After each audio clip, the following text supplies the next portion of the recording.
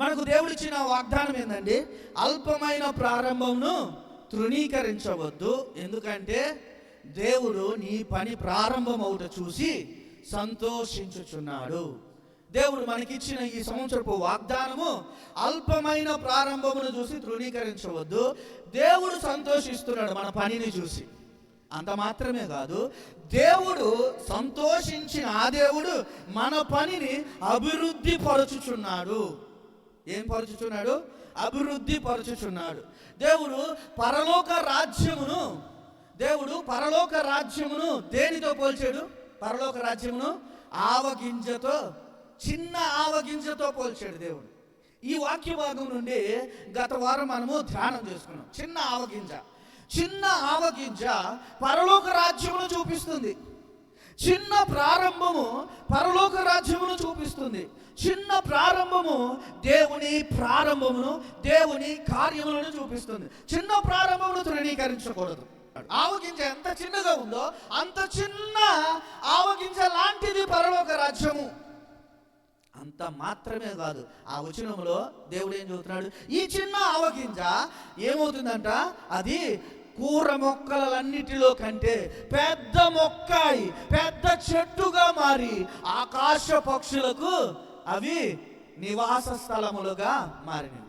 చిన్న ప్రారంభము పెద్దదవుతుంది, చిన్న ప్రారంభము గొప్పదవుతుంది. చిన్న అడుగు పెద్ద స్థానమును శాసిస్తారు. అందుకని విజయమునకు రహస్యం ఏంటి? నీ తొలి అడుగే అని అంటాం.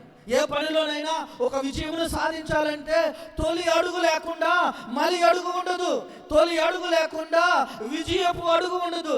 విజయము నీకు రావాలి అంటే విజయమును చూస్తూ తొలి అడుగు నువ్వు వేయాలి. దేవుని సేవలో కూడా దేవుని సేవ ఉన్నతముగా హెచ్చుగా అభివృద్ధి చెందేదానికి ప్రారంభము చిన్నదిగా ఉంటుంది. ఆవగింజ అభివృద్ధి అవుతుంది. రెండు విషయాలు నేను చెప్పాను పోయిన వారం. ఏంటి?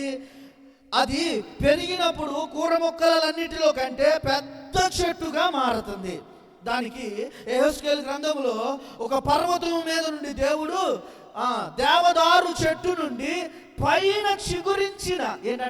చిగురించిన చిన్న కొమ్మను తుంచి దానిని ఇశ్రాయేలు దేశములలో ఉన్నత పర్వతముల మీద దానిని నాటినప్పుడు అది పెరిగి పెద్దదయ్యి శాఖలు విడిచి బహుగా ఉన్నతమైన చెట్టుగా ఎదుగుతుంది.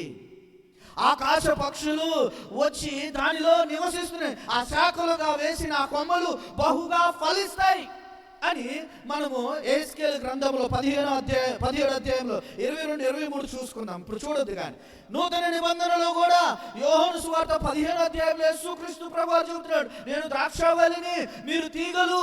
ఎవడైతే నా యందు నిలిచి ఉంటాడో, ఎవడైతే నా సంఘములో ఉంటాడో, ఎవడైతే నా వాక్యమందు నిలబడి ఉంటాడో వాడు బహుగా ఫలిస్తాడు. ఎలాగా? ఒక కొమ్మలాగా. నా యందు ఒక కొమ్మలాగా వాడు ఉండి వాడు శాఖలు విడిచి బహుగా ఫలిస్తాడు. నాకు వేరుగా అయిపోతే, నా నుండి దూరంగా వెళ్ళిపోతే ఆ కొమ్మ ఎండిపోయి అగ్నిలో వేయటానికే పనికి వస్తుంది అని యోహానులో యేసు ప్రభు వారు స్పష్టంగా చెబుతున్నాడు. నీవు బహుగా దీవించబడటానికి, నువ్వు బహుగా ఆశీర్వదించబడటానికి దేవుడు తన సన్నిధిని నీతో ఉంచాడు. దేవుడు తన సంఘమును నీ మధ్య ఉండాలని కోరుకున్నాడు. దేవుని సంఘము నీ మధ్య లేకపోతే దేవుని ఆశీర్వాదం ఉండదు. దేవుని మందసము, దేవుని సన్నిధి ఇశ్రాయేలు దేశంలో లేకపోతేనంట విజయాలు ఉండవంట, ఆరోగ్యం ఉండదంట, సమృద్ధి ఉండదంట, ఆశీర్వాదం ఉండదంట.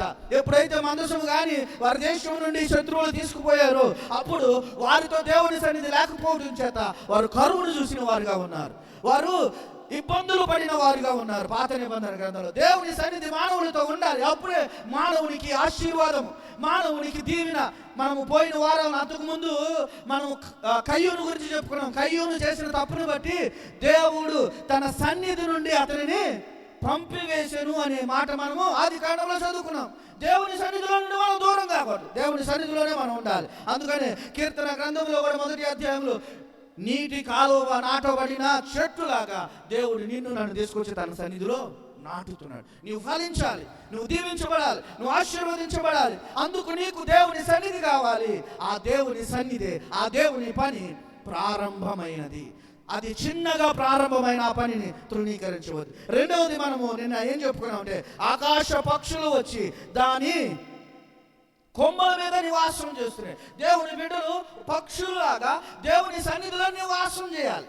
దేవుని కొమ్మలలాగా మీద నివాసం చేయాలి. దేవుని సంఘములో నివాసం చేయాలి. కీర్తన గ్రంథంలో 91వ కీర్తనలో మనం చదువుకున్నట్లుగా మహోన్నతుని చాటును నివసించువాడే సర్వశక్తిని విశ్రమించువాడు. వాడికి వేటగాడు వేసే బాణం తగలదంట, పగవాడు వేసే బాణం తగలదంట, ఎండ దెబ్బ తగలదంట, వడదెబ్బ తగలదంట, ఏ గుడారము వాడి ఇంటిలోనికి ప్రవేశించదంట, ఏ మరణము వాడి ఇంటిలోనికి ప్రవేశించదంట.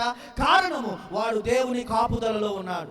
కారణము వాడు దేవుని సన్నిధిలో ఉన్నాడు. దేవుడు తన రెక్కలతో దేవుని సన్నిధిని, దేవుని సంఘమును ఆయన కప్పుచున్నాడు. దేవుని రెక్కలు ఆయన సంఘం మీద ఉన్నాయి. దేవుని కాపుదల ఆయన సంఘం మీద ఉంది. ఆయన సంఘంలోనికి చేరువచ్చిన మనందరికీ దేవుని కాపుదల. నీ రాకపోకలలో దేవుడు తోడుగా ఉంటాడు. నువ్వు చేసే ప్రతి పనిలో దేవుడు నిన్ను కనపరుస్తాడు. అతడు నన్ను ప్రేమించుచున్నాడు కనుక నేను అతనిని తప్పించదును, అతడు నా నామమును ఎరిగిన వాడు కనుక నేను అతనిని ఘనపరచదును అని 91వ కీర్తనలో 14వ అధ్యాయంలో చెప్పినట్లుగా దేవుడు నిన్ను కాపాడి దేవుడు నిన్ను ఘనముగా హెచ్చించాలన్నదే దేవుని కోరిక. అందుకు మానవుడు దేవుని సన్నిధిని కలిగి ఉండాలి. యోహాను సువార్తలో కూడా దేవుడు అంటున్నాడు, ఆ సంఘమును నేను దొడ్డిను గొర్రెలకు దొడ్డెను స్థాపించాను, ఆ దొడ్డికు నేనే గుమ్మమును.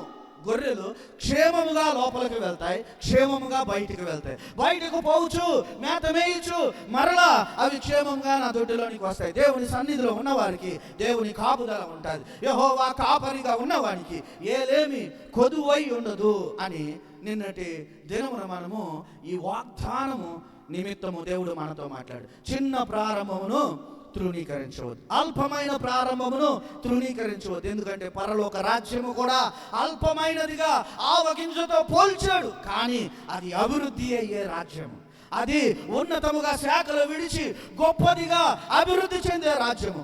దేవుని సంఘము, దేవుని రాజ్యము, దేవుని సంఘము చిన్నదిగా ప్రారంభమైన అది తుదకు ఉన్నతముగా హెచ్చించబడతాది. ఈ